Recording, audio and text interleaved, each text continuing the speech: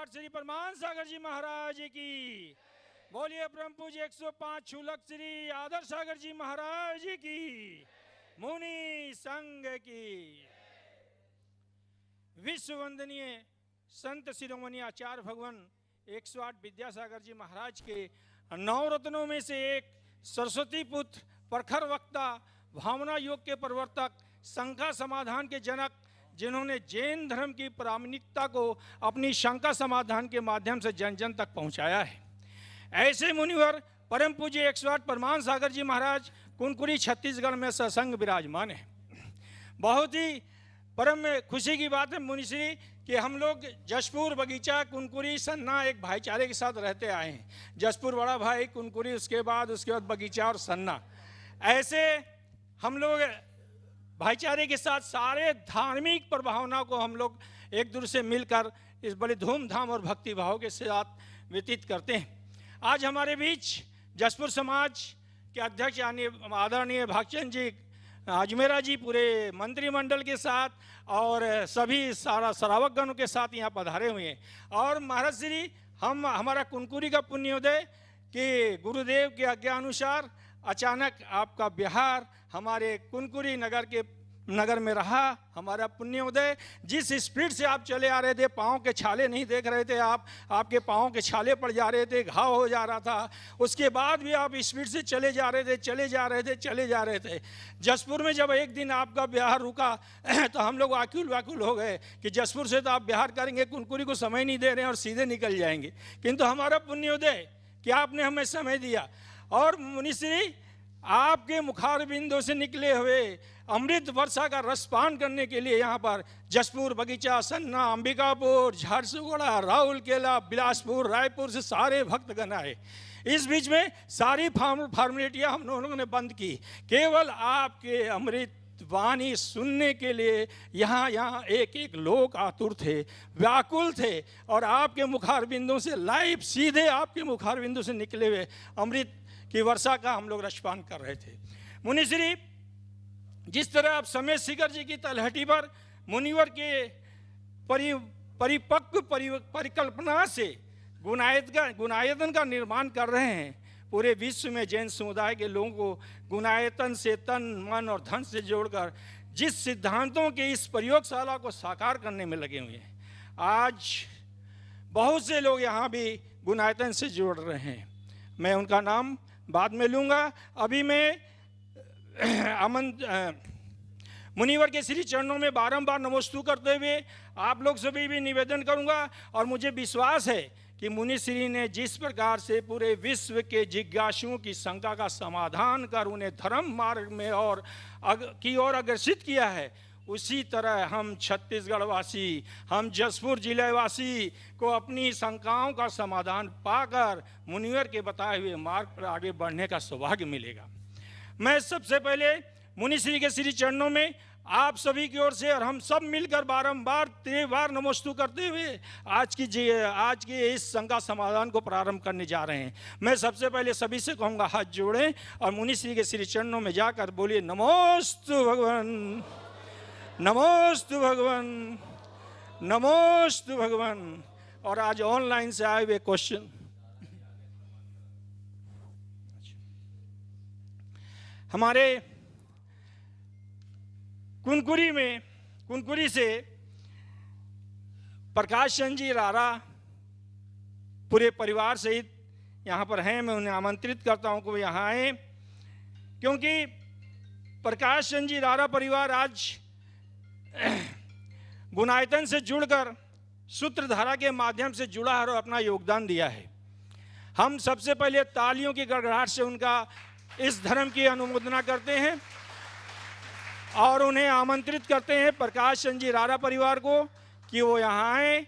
और मैं हमारे गुणायतन के ट्रस्टी और हमारे कुनकुरी के जैन समाज के अध्यक्ष आदरणीय रतन लाल जी बड़जात्या सबको भी आमंत्रित करूँगा कि वो यहाँ आए और गुणायतन ट्रस्टी होने की हैसियत से आप रारा परिवार का स्वागत और सम्मान करें। जल्दी आए रारा परिवार जी। अब मैं ऑनलाइन क्वेश्चन के लिए परम पूज्य 105 क्षुल्लक श्री आदर सागर जी महाराज के श्री चरणों में जाकर निवेदन करूंगा कि महाराज श्री आज के शंका समाधान का प्रारंभ करें। महाराज जी के चरणों में कोटि नमन। प्रथम ऑनलाइन प्रश्न के रूप में नितिन जैन बिनौली बागपत से प्रश्न कर रहे हैं। महाराज श्री, किसी ने क्या खूब कहा है कि माँ बाप की बातें और अच्छी किताबें कभी धोखा नहीं देती। तो महाराज श्री, मेरी शंका यह है कि आज के समय में ये दोनों ही बातें, माँ बाप की बातें और किताबें, लोगों को अच्छी क्यों नहीं लगती? समाधान करें। बहुत अच्छा सवाल है। माँ बाप की बातें और अच्छी किताबें मनुष्य को कभी धोखा नहीं देते, लेकिन आपने बिल्कुल ठीक कहा है कि माँ बाप की बातें और अच्छी किताबें लोगों को अच्छी नहीं लगती, क्योंकि सोशल मीडिया से ज़्यादा प्यार हो गया।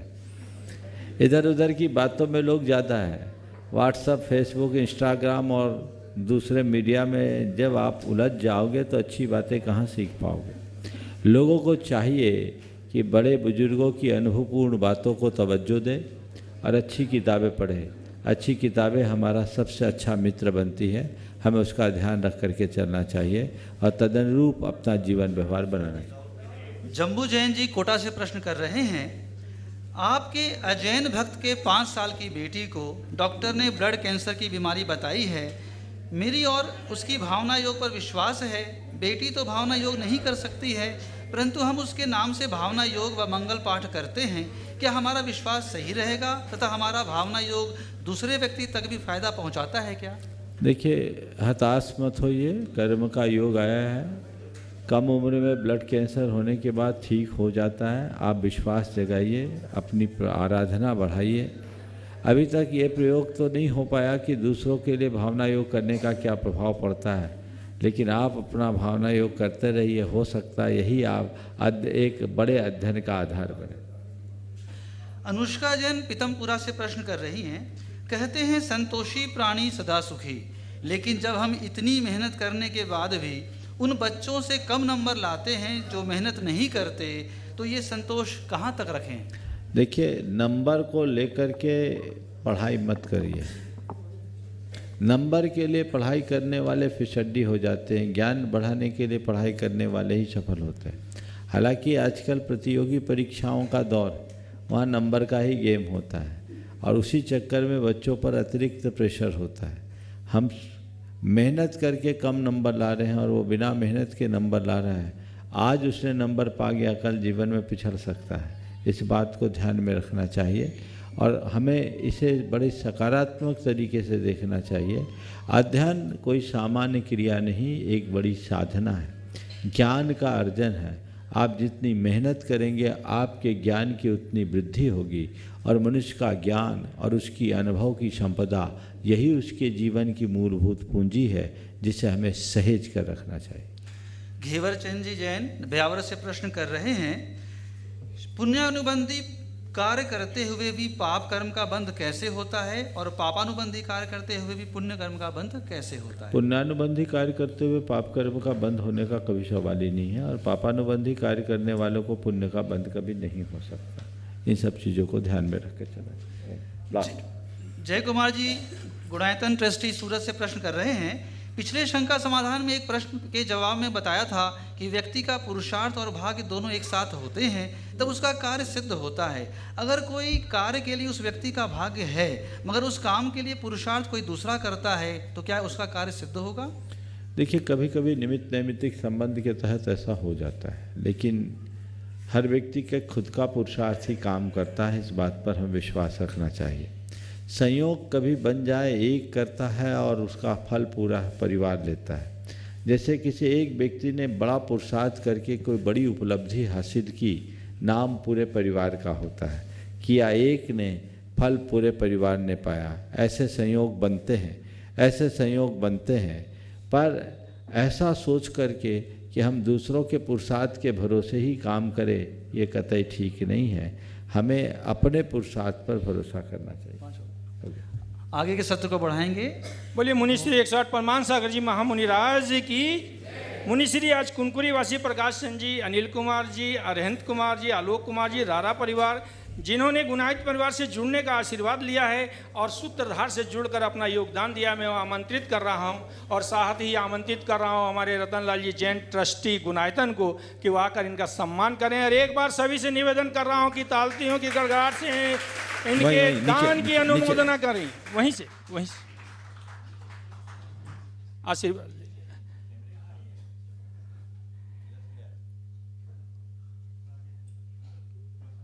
आगे आप वहाँ जाइए ना, आप आगे जाइए ना माइक के सामने।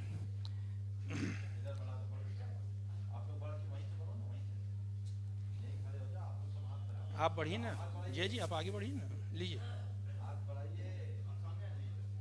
तुम भी बढ़ाओ। तालियां बजनी चाहिए, इनके धर्म की अनुमोदना करें कि आज ये सूत्रधार के माध्यम से गुनायतन से जुड़कर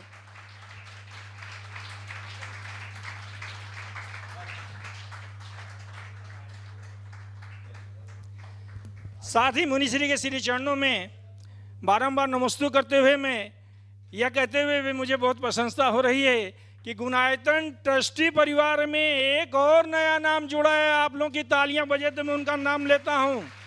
जसपुर वासी प्रकाश चंद जी, अमित कुमार जी, मुकेश कुमार जी, गंगवाल परिवार ने यह भावना भाई है, उन्हें बहुत बहुत साधुवाद देता हूं और उनके धर्म की अनुमोदना करता हूं। एक बार जोरदार ढंग से तालियां बजनी चाहिए उनके।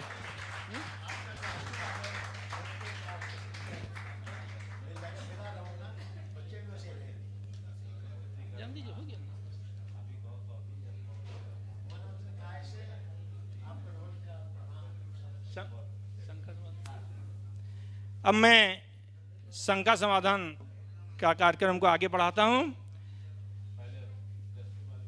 जी, जशपुर से श्री रतनलाल जी गंगवाल साहब को निवेदन करता हूं कि वह तैयार हो जाएं और साथ ही डॉक्टर सनम जैन कुनकुरी बिलासपुर, श्री रतनलाल जी गंगवाल, दीजिए माइक। अच्छा जी, मैं शंका से मुनिश्री, आपने जशपुर में जो भी समय व्यतीत किया उसके बाद कुनकुरी में आपका आशीर्वाद हम सबको मिला है। हमारे बड़े भाई जशपुर वाले चाह रहे हैं कि मुनिश्री के श्री चरण जशपुर में पड़े और पड़े ही नहीं, वो चाह रहे हैं कि इस बार का चातुर्मास जशपुर में व्यतीत हो। इसी पवित्र भावना के साथ मैं अध्यक्ष भागचंद जी से निवेदन करूंगा कि वो अपनी भावना से मुनिश्री के चरणों में अपने आप पर सब एक साथ सब खड़े हो जाइए, जसपुर वाले सब खड़े हो जाएं प्लीज। परम पूज्य आचार्य महामुनि श्री विद्यासागर जी महाराज की जय जय जय। परम पूज्य मुनि 108 श्री प्रमाण सागर जी महाराज की जय जय जय। परम पूज्य मुनिराज, ये हमारा सौभाग्य रहा कि आपके चरण जसपुर की पावन धरा पर पड़े। समय इतना अल्प था और महाराज ने जो भावना व्यक्त की कि उनका लक्ष्य दूसरा है और उनको यथाशीघ्र पहुंचना है आचार्य श्री की सेवा में, इसलिए हम मौन रहे, हमने विशेष जोर नहीं दिया। किंतु आते आते महाराज श्री ने वचन दिया था कि जसपुर वाले निश्चिंत रहें कि मैं उनको काफ़ी समय दूंगा, पूरा समय दूंगा। हमें आज ही जानकारी मिली कि महाराज श्री का विहार हो सकता है, जरूरी नहीं है, हमको एक आंशिक जानकारी मिली तो हम विचलित हो गए कि कहीं ऐसा ना हो कि ये सुयोग जो जसपुर को प्राप्त हुआ है वो दोबारा हमको प्राप्त हो या नहीं हो, क्योंकि सुयोग हमको करीब 2005 से विचार कर रहे थे, अंत में हमको 2024 में ये सुयोग उपलब्ध हुआ, करीब 20 साल बाद में। तो हम ये सुयोग से वंचित ना हो जाएं, इसलिए हम सब जसपुरवासी और कुनकुरी बगीचा जितने भी समाज सबकी ओर से निवेदन करना चाहते हैं, पुरजोर निवेदन करना चाहते हैं, करबद्ध विनय करना चाहते हैं। हे प्रभु, आपका प्रवास जसपुर में निश्चित रूप से कुछ समय के लिए और हो, ताकि हमने जो ज्ञान अर्जित आपके माध्यम से किया है, कुछ जो हमने प्राप्त किया है, उसको हम विस्मृत न हो जाए, हमारी ज्ञान पिपासा लगातार जारी रहे और आपके वचनामृतों के माध्यम से हम अपने मार्ग को प्रशस्त कर सके।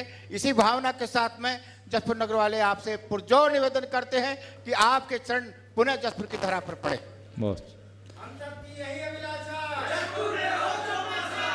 चलो सवाल कर लो। गुरुदेव को प्रणाम। नमोस्तु भगवान, नमोस्तु भगवान, नमोस्तु भगवान। इच्छा में सुलग जी, इच्छा में सुलग जी, इच्छा में सुलग जी। गुरुवर, आहार और विहार के बारे में हम श्रावकों को एक दिन पहले ही या 1 घंटा पहले ही पता चलता है, इसके पहले क्यों पता नहीं चलता? देखिए, सबसे पहले तो मैं भागचंद जी की बात का उत्तर दूंगा। उन्होंने अभी निवेदन किया। आप सबको पता है कि बारिश वहीं होती है जहां हवा का दबाव उसके अनुकूल होता है ना? तो आप जब जहां हवा का जैसा रुख हो, मौसम वैसा बन जाता है। अभी कुनकुरी वालों का भाग्य कुछ थोड़ा प्रबल दिख रहा है, लेकिन भावना सबको भानी चाहिए और लाभ लेने का जब मौका आए तो एकदम झपटने की कोशिश करनी चाहिए, लेने की नहीं। और मुझे दिख रहा है कि आप लोगों में कुछ ऐसे ही भाव लक्षित हो रहे हैं। भगवान से प्रार्थना कीजिए कि आपकी भावना पूरी हो। आपने जो सवाल किया आहार और विहार का, कुछ समय पूर्व ही क्यों निश्चित होता है, पहले से क्यों नहीं होता? अरे भाई, मुनियों की चर्या पूर्व निर्धारित नहीं होती। वो तो पहले से बोल दे और आगे क्या हो जाए कौन जानता है। इसलिए गुरुदेव कहते हैं वचन मत दो, प्रवचन दो।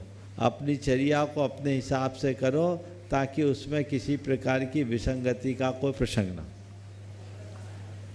आगे डॉक्टर सनम जैन बिलासपुर तैयार रहेंगी। श्रीमती मंजू काशलीवाल कुनकुरी। नमोस्तु गुरुदेव।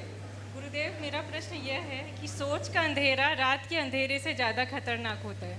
महाराज जी, ऐसा कोई स्विच है क्या, हम भी वह लाइट जला सकें? बहुत सुंदर। सोच का अंधेरा रात के अंधेरे से ज़्यादा खतरनाक होता है। आपने पूछा है कि ऐसा कोई स्विच है स्विच। वो है पॉजिटिविटी का। अपने अंदर सकारात्मकता को भरे रखे, कभी अंधेरा नहीं होगा, हर पल उजाला होगा। दूसरों की सोच का अंधेरा, पोलाइटली दूसरों की सोच का अंधेरा।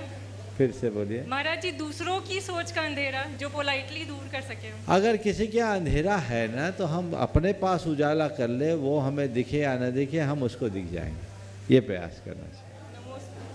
श्रीमती मंजू काशलीवाल तैयार रहेंगे। श्रीमती किरण पाटोदी। महाराज जी के चरणों में नमोस्तु, छुल्लक जी के चरणों में इच्छामी। महाराज जी, मेरा यह क्वेश्चन है कि जो 16 के कपड़े में रहते हैं तो जिनवानी को, कपड़े लगे हुए जिनवानी को छू सकते हैं कि नहीं? देखिए, जिनवानी 16 में तो रहती नहीं। हाँ, इसलिए अगर जिनवानी को सब कोई 16 में ही छूते हैं तब तो आप उसे छू सकते हैं, लेकिन ऐसे छूते हैं तो फिर उस कपड़े को 16 का नहीं मानते। हाँ, साइड में कपड़े लगे हुए रहते हैं ना जिनवानी में। नमस्ते। श्रीमती किरण जैन पाटोदी तैयार रहेंगे। विनीता गंगवाल। महाराज श्री के चरणों में 3 बार नमोस्तु नमोस्तु नमोस्तु। हे गुरुवर, स्वर्ग और नर्क क्या है? कोई बोलता है स्वर्ग ऊपर है, कोई बोलता है नर्क नीचे है, और कोई बोलता है स्वर्ग और नर्क इसी धरती पर है। और हमें लगता है जब हम हॉस्पिटल जाते हैं तो नर्क यहीं है, और आज हम इसी समोसरन में बैठे हैं तो मुझे लग रहा है स्वर्ग यहीं पर है। तो स्वर्ग और नर्क क्या है और कहाँ पर है? जहाँ आपको समझ में आ जाए वहीं पर। आपको दिख रहा है हॉस्पिटल में नरक और यहाँ स्वर्ग, तो समझ लो हॉस्पिटल के नरक से बड़ा भी कोई नरक होगा और इस धरती के स्वर्ग से बड़ा भी कोई स्वर्ग होगा। समझ गए? यहाँ पर जो हम नरक और स्वर्ग देखते हैं वो नरक और स्वर्ग की झांकी है, असली नरक और स्वर्ग अभी बाकी। विनीता गंगवाल तैयार रहेंगे। रिमझिम जैन। गुणायतन प्रेरिता मुनिश्री ओ। माइक गुणायतन प्रेरिता मुनिश्री 108 माइक खोलिए। गुणायतन प्रेरिता मुनिश्री 108 प्रमाण सागर जी महाराज के चरणों में 3 बार नमोस्तु नमोस्तु नमोस्तु। छुल्लक जी के चरणों में इच्छामी इच्छामी।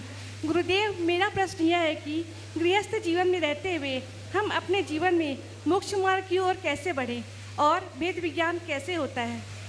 देखिए, गृहस्थोचित कर्तव्यों का पालन करो, जो शास्त्रों में वर्णन है वैसी चर्या करो। आप जैसे एक मध्यम आयु वाले गृहस्थों के लिए मैं ये कहना चाहूँगा, वो दान, पूजा, शील और उपवास रूप चतुर्विध धर्म का पालन करें, स्वाध्याय और सत्संग करें। इससे मोक्ष मार्ग भी प्रशस्त होगा और सम्यक दर्शन की भूमिका भी बढ़ेगी। नमोस्तु गुरुदेव। रिमझिम जैन तैयार रहेंगी श्रीमती सारिका जैन।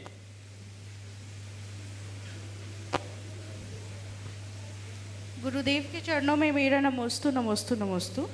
मेरा प्रश्न ये है कि लेश्याएँ 6 प्रकार की होती है, तेजो, पद्म, शुक्ल, कृष्ण, नील, कपोट। शुभ लेशाओं को तो ठीक है, पर अशुभ लेशाओं को मन से कैसे दूर करें? सबसे पहले मैं पूछना चाहूँगा कि आप लेस्या जानते हो? लेस्या क्या होती? हाँ, वो कलरिंग मीन्स एक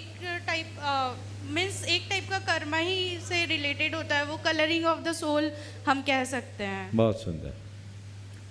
मुझे प्रसन्नता है कि आपको इस टेक्निकल टर्म का अच्छा ज्ञान है। लेशा है क्या? हमारे अंतरंग भावों के रंग का नाम लेशा है। हर प्राणी की भाव दशा बनते बदलते रहती और ये हमारी प्रवृत्तियों के अनुरूप होती है। हमारी जैसी एक्टिविटीज होती है उसके अनुसार हमारी भावधारा बनती है और हमारी ये भावधारा ही लेस्या हो जाती। जब हमारी प्रवृत्तियाँ बहुत दूषित होती है तो उसे कृष्ण लेस्या कहते हैं। उसके अपेक्षा उसमें दूषितपना थोड़ा कम होता है तो नील लेस्या, और कम हो जाए तो कापोत लेस्या। कृष्ण, नील और कापोत ये तीनों अशुभ लेस्याएँ हैं जो हमारे अशुभ भावधारा के द्योतक है। इनमें जितना डार्कनेस है उतनी ही अशुभता है। कापोती रंग यानी स्लेटी कलर से नीला रंग डार्क होता है और नीला से काला और डार्क होता है। ऐसी ही हमारे भावधारा में कलुषता को बढ़ाते हुए ये प्रदर्शित होते हैं।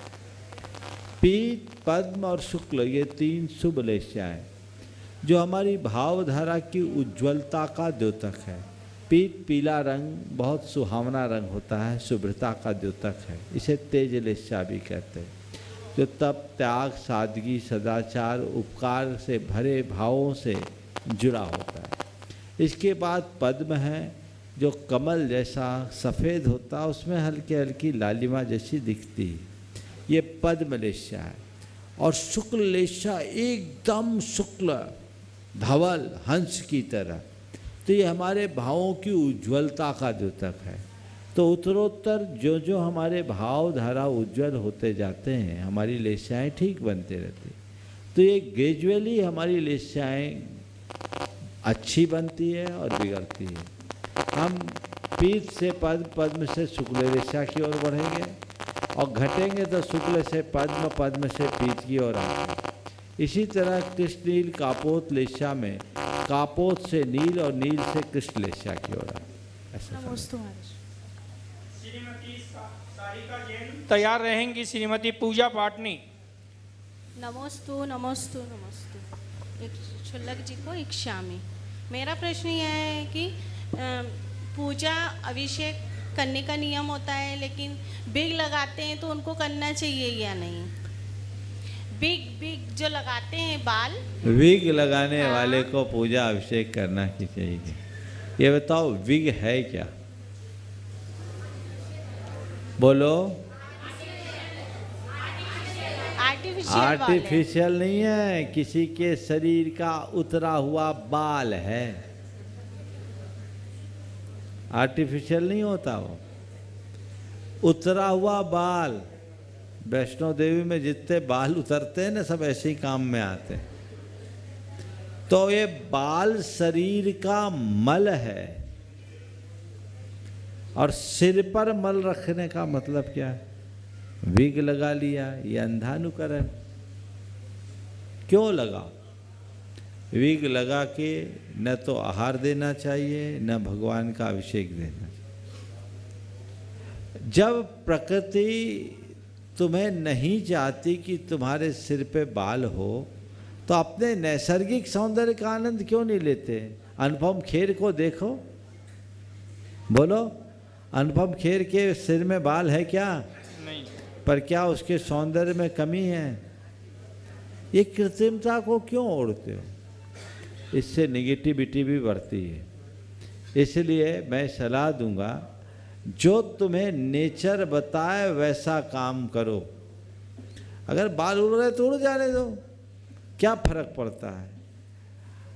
तुम्हारा जो व्यक्तित्व है उसमें तुम्हारे शरीर की लुकिंग का रोल मात्र 15% है। 85% तुम्हारे व्यक्तित्व में जो आभा है वह तुम्हारे सोच की, तुम्हारी प्रवृत्तियों की और तुम्हारे व्यवहार की। तो उसे बढ़ाओ। और ये सोचना कि हमारे सिर पर बाल नहीं है तो हम अच्छे नहीं लगेंगे, ये गलत सोच है। अभी जिसका मैंने नाम लिया वो अच्छे लगते कि नहीं लगते? लगते हैं। तो ऐसे कई अच्छे लग सकते हैं। आपको प्रकृति जिस रूप में रखे उसी रूप में आप अच्छे लगोगे, बाकी लीपा पोती में कोई मजा नहीं। श्रीमती पूजा पाटनी तैयार रहेंगी। श्रीमती विनीता छाबड़ा। गुरुवर के चरणों में मेरा बारंबार नमोस्तु नमोस्तु नमोस्तु। क्षुल्लक जी को इच्छामि इच्छामि इच्छामि। गुरुवर, अक्सर देखा जाता है आसमान में उड़ती हुई पतंग की डोर को अगर ढील छोड़ा जाए तो वो नीचे आ जाती है, और अगर उसी पतंग की डोर को खींचा जाए तो वो टूट जाती है। तो महाराज जी, ऐसे ही अगर हम अपने बच्चे को ज़्यादा कठोरता पेश करें तो वो हमसे अलग हो जाते हैं, और अगर हम उन्हें लाड बस प्यार बस अगर उन्हें ज़्यादा छूट देते हैं तो वो हाथ से निकल जाते हैं। तो महाराज जी, मेरा प्रश्न ये है कि माता पिता और बच्चों के बीच कैसा रिलेशन होना चाहिए? पतंग उड़ाई है आपने? हाँ हाँ। तो पतंग उड़ाने वाले को ये पता रहता है कब ढील देना है, कब खींचना है। ढील भी देना पड़ती है और खींचना भी पड़ती है। जब हवा अनुकूल हो और पतंग को ऊंचाई पर ले जाना हो तो ढील देना चाहिए। समझ गए क्या बोल रहा हूँ?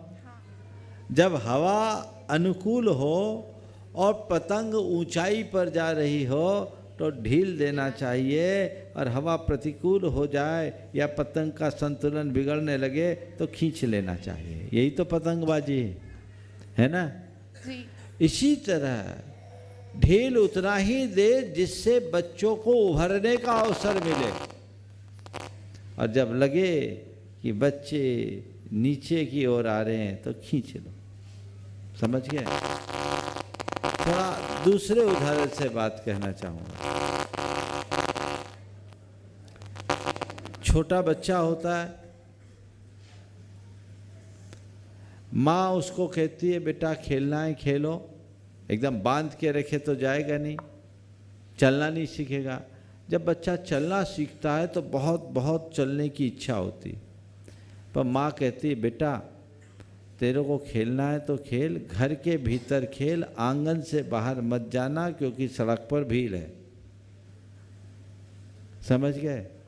तो बच्चों को खिलने और खुलने का अवसर हम माँ देती है, लेकिन एक मर्यादा खींच के कि आंगन की सीमा से बाहर खतरा है।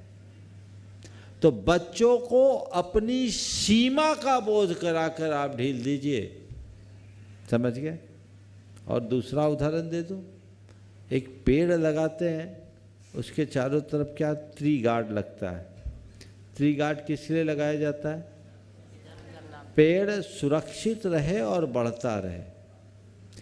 और ट्री गार्ड को न तो पेड़ के इतने पास लगाया जाता है कि हिल डुल ना सके, और न इतनी दूर लगाया जा सकता है कि उसके पास ही ना पहुंचा जा सके।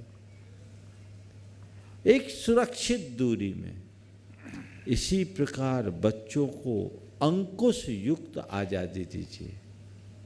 न इतना अंकुश लगाइए कि वो एकदम बंध जाए, और न इतनी आज़ादी दीजिए कि एकदम फैल जाए। स्वतंत्रता के साथ चलें। नमोस्तु महाराज जी। श्रीमती विनीता छाबड़ा और तैयार रहेंगे दासानुदास श्री अनिल जी गाड़ाकोटा मध्य प्रदेश।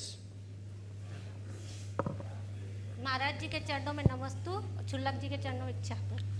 महाराज जी, मेरा प्रश्न है, इंसान खुद की गलती पर वकील बन जाता है लेकिन दूसरों की गलती पर सीधा जज बन जाता है, ऐसा क्यों? यही स्वभाव है, क्योंकि खुद की गलती उसको गलती समझ में नहीं आती, वो गलती को भी सही साबित करने की प्रवृत्ति करता है और दूसरों की गलती पर बहुत जल्दी निर्णय दे देता है, क्योंकि उसको दूसरों की गलती जल्दी समझ में आती है, अच्छाई नहीं दिखती। ये मनुष्य की नकारात्मक वृत्ति का परिणाम है। यदि वो सकारात्मकता से रहे तो ऐसा नहीं हो सकता। दासानुदास श्री अनिल जी गाड़ाकोटा तैयार रहेंगे आशीष बंसल जी कुनकुरी छत्तीसगढ़। गुरुदेव के चरणों में दासानुदास अनिल जैन गड़ाकोटा का बारंबार नमोस्तु। छुल्लक जी के चरणों में इच्छामी।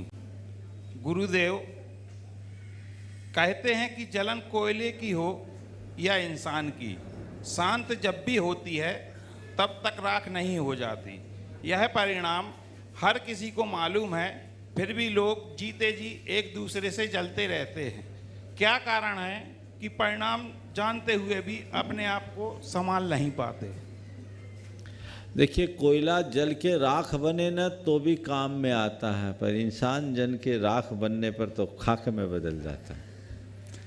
कोयला को जलते हुए देखते हैं, इसलिए बिना मतलब लोग कोयला नहीं जलाना चाहते हैं, लेकिन काश इंसान खुद को जलते हुए देखे ताकि इस दुर्वृत्ति से बच सके।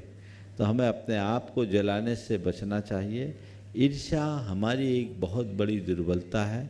दूसरों की प्रगति को न सह पाना, दूसरों की प्रशंसा को न देख पाना और अपनी योग्यता और क्षमताओं को नज़रअंदाज करके दूसरों के ऊपर पक्षपात का आरोप लगाना, ये सब ईर्ष्या के लक्षण हैं, जो बहुत भयानक बीमारी है और ये जिसके जीवन में होगी वो कभी भी तर नहीं सकेगा। आशीष बंसल तैयार रहेंगी श्रीमती शिल्पा पाडोदी कुनकुरी। गुरुदेव, आपके चरणों में मेरा सादर वंदन। मेरा नाम आशीष बंसल है। गुरुदेव, मेरा आज का जो प्रश्न है, मेरे अपने अनुभव पर, जो मैं अपने आसपास, अपने परिवार या समाज में देखता हूँ, उस पर आधारित है। मैंने देखा है महाराज, आजकल छोटों का बड़ों के प्रति जो आदर है, सम्मान है, वो दिन पर दिन और जनरेशन वाइज घटता जा रहा है। हमारा ऐसा क्या प्रयास होना चाहिए जो भविष्य पर हम इस पर अंकुश लगा सकें? कृपया मार्गदर्शन करें। देखिए, बहुत ही गंभीर बात है। दिनों दिन आजकल ऐसी स्थिति बन रही है। इसकी मूल वजह पर हमें जानना चाहिए। इसके दो कारण। पहले तो आज की शिक्षा। पुराने समय में जो शिक्षा पद्धति थी, जिस तरह से शिक्षा दी जाती थी, उसमें पाठ पढ़ाया जाता था। बड़ों की सेवा, बड़ों का आदर, बड़ों का सम्मान और सत्कार हमें अच्छे से पढ़ाया जाता था, सिखाया जाता था। दूसरी बात, बदलती हुई जीवन शैली। इस बदली हुई जीवन शैली ने परस्परता, प्रेम, आत्मीयता और सहजीवन जैसे मूल्यों को समाप्त कर दिया। तो कहाँ आदर होगा? पहले एक भरा पूरा परिवार होता था, लोग परस्परता के साथ सहजीवन की भावना से एक दूसरे के साथ जीते थे, तो छोटे बड़ों का आदर सम्मान करते थे, छोटे बड़ों का आदर करते, सम्मान करते और बड़े छोटों का ध्यान रखते, तो लोगों में सहज ये बातें सीखने को आ जाती। अब ये चीज़ें हैं नहीं, सब बराबरी के हैं और बौद्धिक युग के विकास ने हमारी भावनाओं को और समाप्त कर दिया। तो इसलिए ये चीज़ें निरंतर छीन होते जा रही है, जो बहुत चिंता का विषय है। अब भारत में भारतीयता कम होते जा रही है। अब सब पाश्चात्य सोच के बनते जा रहे हैं। मुझे तो लगता है कि भारत की सोच पूरी तरह अमेरिकन होते जा रही है। जैसे जैसे भारत की इकोनॉमी स्ट्रॉन्ग हो रही है, वैसे वैसे हमारी सांस्कृतिक निष्ठा और परंपरागत मूल्य छीन होते जा रहे हैं। मुझे लगता है कहीं ऐसा न हो कि आने वाले दिनों में वह सब बुराइयां भारत में आ जाए जिसके पीछे पश्चिम के लोग परेशान। श्रीमती शिल्पा पाडोदी तैयार रहेंगे श्री निहाल चंद जी का आशीर्वाद कुनकुरी। गुरुवर के चरणों में कोटिशा नमोस्तु नमोस्तु नमोस्तु। छुल्लक जी के चरणों में इच्छा में। महाराज जी, मेरा प्रश्न है कि एक आदर्श माँ की क्या परिभाषा है? आदर्श माँ, बहुत अच्छा सवाल किया। देखिए, एक आदर्श माँ क्या है? एक आदर्श माँ वही होगी जो अपने बच्चों को अच्छे संस्कार दे, अच्छे से पालन करे, जो खुद संस्कारवान हो, धर्मशीला हो, कर्तव्यपरायण हो और बच्चों में वैसे संस्कार देने की तत्परता रखती हो। मैं उस माँ को एक आदर्श माँ के रूप में मानूंगा। मेरे देखिए आदर्श माँ वो नहीं जो बच्चों को खूब लाड प्यार देती हो। मेरे देखिए आदर्श माँ वो है जो बच्चों का भविष्य संवारती है। तो बच्चों के भविष्य को संवारने की तत्परता माँ के हृदय में होनी चाहिए। नमोस्तु गुरुवर। श्री निहाल चंद जी काशलीवाल तैयार रहेंगे। संजय रारा कुनकुरी। मुनिश्री के चरणों में कोटि कोटि नमोस्तु। छुल्लक जी के चरणों में इच्छामि इच्छामि इच्छामि। मुनिश्री, मेरी जिज्ञासा है कि शास्त्रों में लिखा है कि दान हमेशा सुपात्र को देना चाहिए, तो हमें कैसे पता चलेगा कि हमारा दान सुपात्र को जा रहा है? जिसको आप दे रहे हैं वो धर्मी है कि नहीं ये देख लो। अगर धर्मी है तो सुपात्र है और जो धर्म विहीन है वो कुपात्र है। तो हमें तो साफ दिखता है जहाँ हम दे रहे हैं वो धर्म है या नहीं। धर्मी का आचरण अलग दिखता है, अधर्मी का आचरण अलग दिखता है। ये बात बिल्कुल जाहिर है। उत्तम भूमि में बोया गया बीज पनपता है और ऊसर भूमि में बोया गया बीज भी विनष्ट हो जाता है। तो हम अपने दान का बीज कैसी धरा पर बो रहे हैं ये हमें देखना है। तो धरती की उर्वरता दिख रही है, आंख मूंद करके बो दो, और दिख रहा है कि धरती बंजर है, हाथ सिकोड़ लो। संजय रारा तैयार रहेंगे। श्री परमान सागर सेवा संघ से आए हुए अनूप जैन ललितपुर।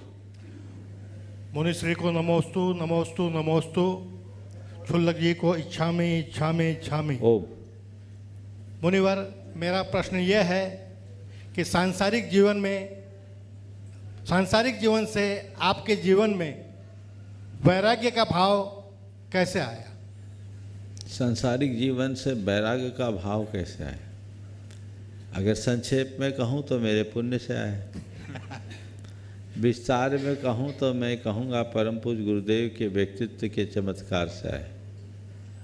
मैं उनके संसर्ग में आया और मुझे ऐसा लगा हुआ कि मुझे लगा अब जीवन में कुछ है तो बस यही है और इनका ही है। मैं उनका हो गया, अपने आप जीवन बदल गया। नमस्ते। गुरुदेव के चरणों में कई बार नमोस्तु नमोस्तु नमोस्तु गुरुदेव। गुरुदेव, ऐसा कहा जाता है कि काम ऐसा हो कि एक पहचान बन जाए, काम ऐसा हो कि एक पहचान बन जाए, कदम ऐसा चलें कि एक निशान बन जाए। पर गुरुदेव, कम चलकर कदम बढ़ाकर जीवन तो हर कोई काट लेता है। खुद को अपनी पहचान कैसे बताएं कि औरों के लिए बेमिसाल बन जाए? काम ऐसा हो जो पहचान बन जाए और कदम ऐसा हो कि निशान बन जाए। निशान बन जाए। आपने पहचान और निशान दोनों बनाने की चाह रखी है और साथ में रखा है। कम चलकर कदम बढ़ाकर तो हर कोई काट लेता है। हाँ, कम चलकर कदम बढ़ाकर तो हर कोई काट लेता है। खुद को अपनी पहचान कैसे बताएं कि औरों के लिए भी मिसाल बन जाएं? खुद को अपनी पहचान कैसे बनाएं जो औरों के लिए मिसाल बन जाए? देखिए, खुद की पहचान बनाने के दो रास्ते। एक तो ये कि हम जिन्होंने अपनी पहचान बनाई है उनके पीछे लग जाए तो उनसे हमारी पहचान होगी। वो तो हम लगे हैं गुरुजी। बहुत लोग हैं जो अपनी पहचान अपने आदर्श से करते हैं, और दूसरा है खुद को इतना आदर्श बनाओ कि तुम्हारी अपनी पहचान हो जाए। अपनी पहचान बनाने के लिए, अपने आप को एक मिसाल के रूप में प्रस्तुत करने के लिए खुद को खपाना पड़ता है। जो मनुष्य लगनशील, कर्मठ, परिश्रमी और सकारात्मकता के साथ जीवन जीता है, वही अपने जीवन में कुछ खास उपलब्धि अर्जित कर पाता है और उसकी ही कुछ पहचान बनती है। नमोस्तु गुरुदेव। वीरांश कासलीवाल तैयार रहेंगी। अंकुर जैन धुलियान।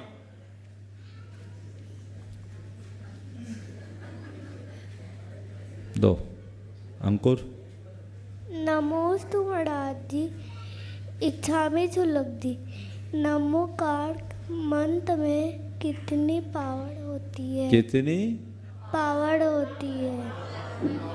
असीम पावर है, इनफिनिट पावर है, समझ गए? जितना आप कर सको उतना है, ठीक है? चलो अंकुर जैन। देखो, बड़े छोटो सबके लिए नमोकार की पावर की बात बताता हूँ। आप लोगों ने बाबा सूरजमल जी का नाम सुना होगा। बाबा सूरजमल जी जैन जगत के एक बड़े ख्यात नाम प्रतिष्ठाचार्य। वे ट्रेन में यात्रा कर रहे थे, अपनी सीट पर बैठे थे कि एक औघड़ प्रवृत्ति का कोई बाबा आया और वो अपना रुतबा दिखाते हुए पूरे कंपार्टमेंट को खाली करा दिया और कहा, बच्चा उठ, नहीं तो कच्चा खा जाऊंगा। सब डर के मारे स्थान छोड़ दिए। बाबा जी थे, वो निर्भीक निडर होकर बैठे रहे। उनने फिर चेतावनी दी कि बच्चा उठ, नहीं तो कच्चा खा जाऊंगा। ने बोला, मेरे पास टिकट है, मैं अपनी सीट पर बैठा हूँ, मैं क्यों उठूँ? इससे वो बाबा क्रोधित हो उठा और अपने मंत्र का प्रयोग करना शुरू किया। जब बाबा जी ने उसका तेवर देखा कि इसका भाव गंदा है, तो चुपचाप बैठे बैठे नमोकार जपना शुरू कर दिया। वो अपना मंत्र प्रयोग कर रहा है, ये शांति से नमोकार जप रहे हैं। सामने वाला पसीना पसीना हो गया। 1-1.5 घंटे बीत गए, लेकिन उसकी एक न चली। जब वो थक गया तो सीधे टॉयलेट में गया। टॉयलेट जाने के बाद काफ़ी देर तक नहीं आया। सारे अगल बगल के लोगों को उसको लेकर के बड़ा कुतूहल हुआ, जिज्ञासा हुई कि क्यों नहीं आया। जाकर देखा तो बाथरूम में ही ढेर हो गया था, वहीं मर गया था। इसकी वजह की पड़ताल की गई तो ये पता लगा कि उस व्यक्ति ने बाबा जी को मारने के लिए अपने मंत्र का प्रयोग किया था और नमोकार मंत्र जपने से उनके चारों तरफ एक ऐसा सुरक्षा कवच बन गया कि उनका मंत्र वापस रिवर्ट होकर उनको ही अटैक कर गया। समझ गए? ये नमोकार की पावर है। समझ में आया ना बेटा? समझ गया? हाँ, तो ऐसा पावर है, इसका उपयोग करो। चलो बढ़िया। ऋषिका पाटोदी तैयार रहेंगे। अजय गंगवाल। हाँ अंकुर। सॉरी। महर्षि के चरणों में नमोस्तु, क्षुल्लक महर्षि के चरणों में इच्छामि। महर्षि, मेरा प्रश्न है, जिंदगी की सत्यता ये है कि हम दुख में अकेले हैं और सुख में सारा जमाना हमारे साथ है, जबकि दुख में ही हमें किसी की ज़रूरत होती है। कृपया समाधान करें। देखो, मैं कहता हूँ बिल्कुल सही है, दुख में अकेले ही होना चाहिए और सुख में साथ होना चाहिए, क्योंकि दुख सहने की चीज़ है और सुख बांटने की चीज़ है। जो सहना है चुपचाप अकेले सह लो और जो बांटना है सबके साथ बांट लो। इसलिए कभी हताश मत हो कि मेरे सुख में सब साथी हैं, दुख में न कोई। दुख अकेले ही रहो, ताकि मेरे दुख में कोई दूसरा आएगा तो वो भी दुखी हो जाएगा। हे भगवान, मुझे इतनी सामर्थ्य दो कि मैं कितना भी दुख हो अपने दुख को सह सकूं।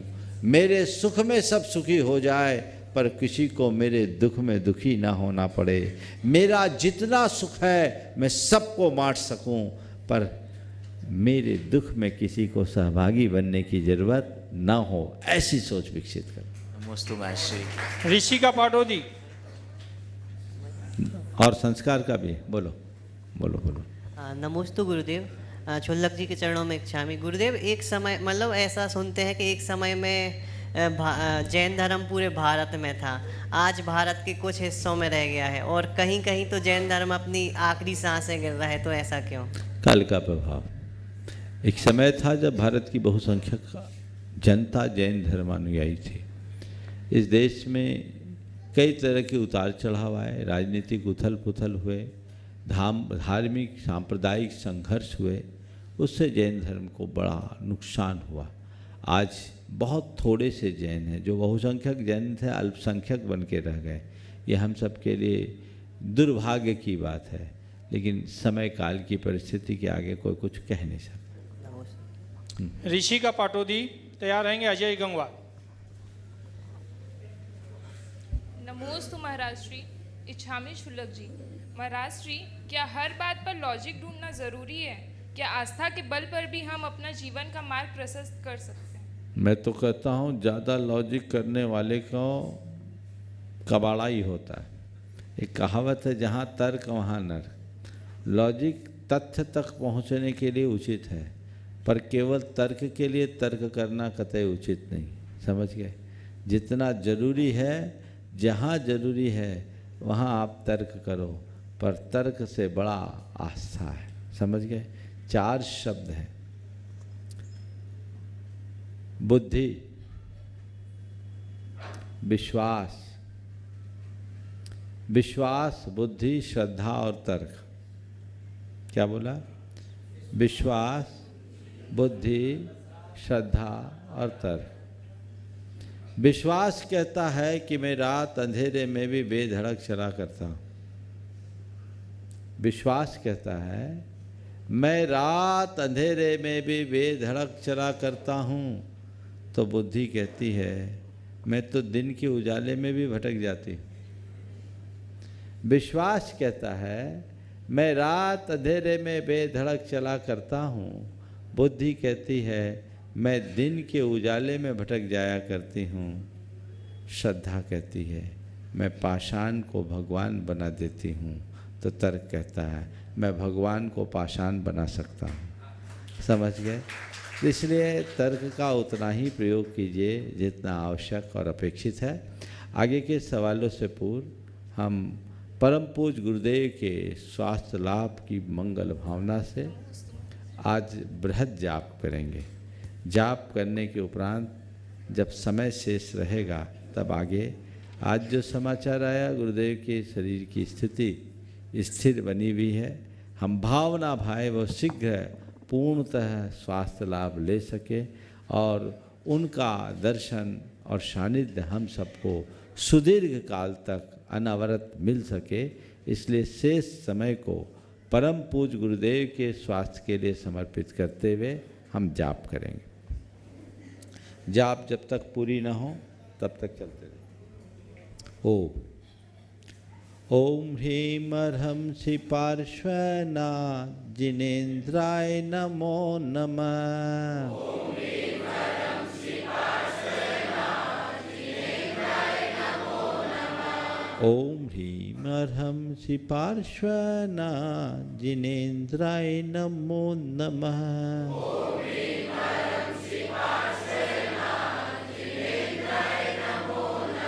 ओम ह्रीं अर्हंसि पार्श्वनाथ जिनेन्द्राय नमो नमः।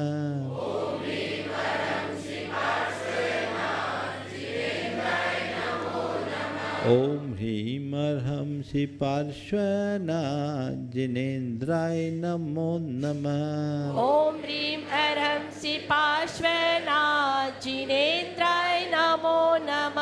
ओम ह्रीं अर्हंसि पार्श्वनाथ जिनेन्द्राय नमो नमः। ओम ह्रीं अर्हंसि पार्श्वनाथ जिनेन्द्राय नमो नमः। ओम ह्रीं अर्हंसि पार्श्वनाथ जिनेन्द्राय नमो नमः। ओम ह्रीं अर्हंसि पार्श्वनाथ जिनेन्द्राय नमो नमः। ओम ह्रीम अर्हं श्री पार्श्वनाथ जिनेन्द्राय नमो नमः। ओम ह्रीम अर्हं श्री पार्श्वनाथ जिनेन्द्राय नमो नमः। ओम ह्रीम अर्हं श्री पार्श्वनाथ जिनेन्द्राय नमो नमः। ओम ह्रीम अर्हं श्री पार्श्वनाथ जिनेन्द्राय नमो नमः। ओम ह्रीम अर्हं श्री पार्श्वनाथ जिनेन्द्राय नमो नमः। ओम ह्रीम अर्हं श्री पार्श्वनाथ जिनेन्द्राय नमो नमः। ओम ह्रीम अर्हं श्री पार्श्वनाथ जिनेन्द्राय नमो नमः। ओम ह्रीम अर्हं श्री पार्श्वनाथ जिनेन्द्राय नमो नमः। ओम ह्रीम अर्हं श्री पार्श्वनाथ जिनेन्द्राय नमो नमः। ओम ह्रीम अर्हं श्री पार्श्वनाथ जिनेन्द्राय नमो नमः। ओम ह्रीम अर्हं श्री पार्श्वनाथ जिनेन्द्राय नमो नमः। ओम ह्रीम अर्हं श्री पार्श्वनाथ जिनेन्द्राय ओम ह्रीम अर्हं श्री पार्श्वनाथ जिनेन्द्राय नमो नमः। ओम ह्रीम अर्हं श्री पार्श्वनाथ जिनेन्द्राय नमो नमः। ओम ह्रीम अर्हं श्री पार्श्वनाथ जिनेन्द्राय नमो नमः। ओम ह्रीम अर्हं श्री पार्श्वनाथ जिनेन्द्राय नमो नमः। ओम ह्रीम अर्हं श्री पार्श्वनाथ जिनेन्द्राय नमो नमः। ओम ह्रीम अर्हं श्री पार्श्वनाथ जिनेन्द्राय नमो नमः। ओम ह्रीम अर्हं श्री पार्श्वनाथ जिनेन्द्राय नमो नमः। ओम ह्रीम अर्हं श्री पार्श्वनाथ जिनेन्द्राय नमो नमः। ओम ह्रीम अर्हं श्री पार्श्वनाथ जिनेन्द्राय नमो नमः। ओम ह्रीम अर्हं श्री पार्श्वनाथ जिनेन्द्राय नमो नमः।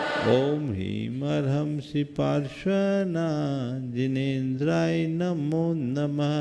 ओम ह्रीम अर्हं श्री पार्श्वनाथ जिनेन्द्राय नमो नमः। ओम ह्रीम अर्हं श्री पार्श्वनाथ जिनेन्द्राय नमो नमः। ओम ह्रीम अर्हं श्री पार्श्वनाथ जिनेन्द्राय नमो नमः। ओम ह्रीम अर्हं श्री पार्श्वनाथ जिनेन्द्राय नमो नमः। ओम ह्रीम अर्हं श्री पार्श्वनाथ जिनेन्द्राय नमो नमः। ओम ह्रीम अर्हं श्री पार्श्वनाथ जिनेन्द्राय नमो नमः। ओम ह्रीम अर्हं श्री पार्श्वनाथ जिनेन्द्राय नमो नमः। ओम ह्रीम अर्हं श्री पार्श्वनाथ जिनेन्द्राय नमो नमः। ओम ह्रीम अर्हं श्री पार्श्वनाथ जिनेन्द्राय नमो नमः। ओम ह्रीम अर्हं श्री पार्श्वनाथ जिनेन्द्राय नमो नमः। ओम ह्रीम अर्हं श्री पार्श्वनाथ जिनेन्द्राय नमो नमः।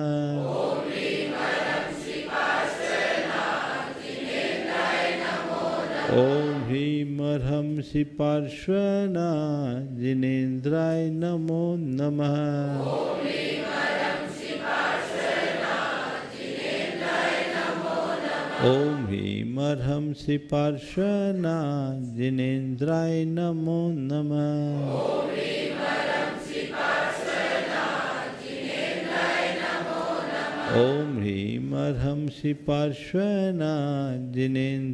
नमो नमः।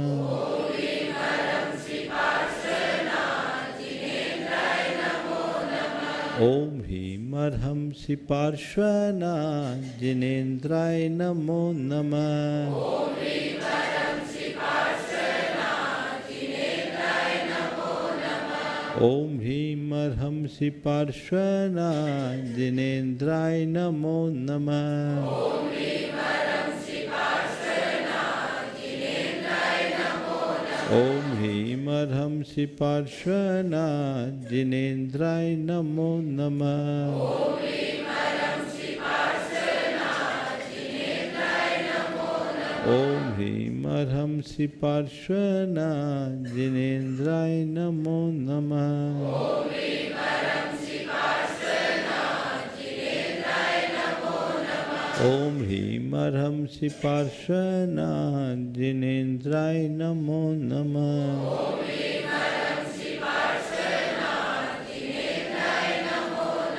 ओम ह्रीम अर्हं श्री पार्श्वनाथ जिनेन्द्राय नमो नमः।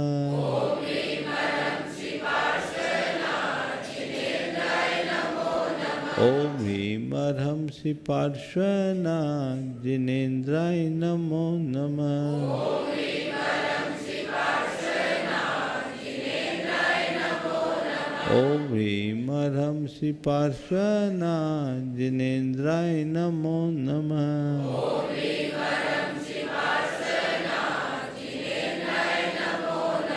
ओम ह्रीम अर्हं श्री पार्श्वनाथ जिनेन्द्राय नमो नमः।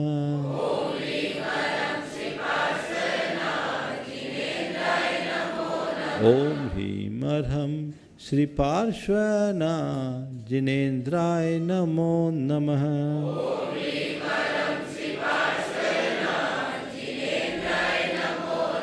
जय बोलो चिंतामणि श्री पार्श्वनाथ भगवान की। परम पूज्य आचार्य गुरुवर श्री विद्यासागर जी महाराज, परम पूज्य 108 परमान सागर जी महामुनि राज की, परम पूज्य 105